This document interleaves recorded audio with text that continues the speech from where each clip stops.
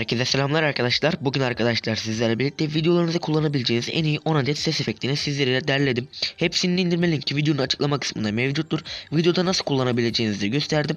Videoya geçmeden önce videoyu beğenmeyi ve halen daha kanalıma abone değilseniz abone olmayı unutmayın. Eğer isterseniz bu vakit kaybetmeden videomuza geçelim.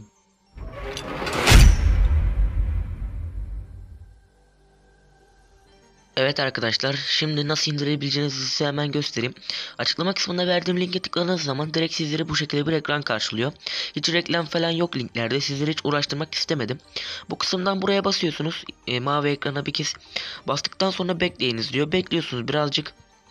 Bu internet hızınıza göre değişir ve gördüğünüz gibi dosya indiriliyor diyor. Buradan ayrıntılardan ne zaman ineceğine de bakabilirsiniz. Şimdi hemen nasıl kullanabileceğinizi de göstereyim.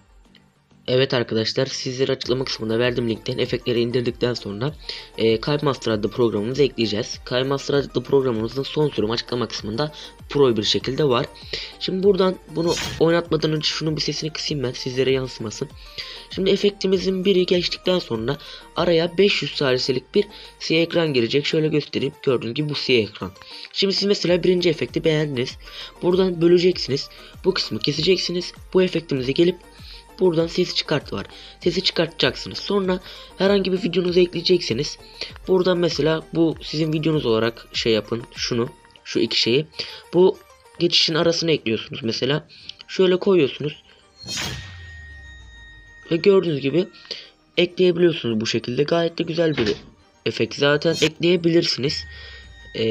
Bu şekilde de kullanabiliyorsunuz arkadaşlar. Bu videoluk bu kadardı. Aşağıdan kanalıma abone olmayı ve videoyu beğenmeyi unutmayın. Kendinize iyi bakın. Diğer videolarda görüşmek üzere. Bay bay.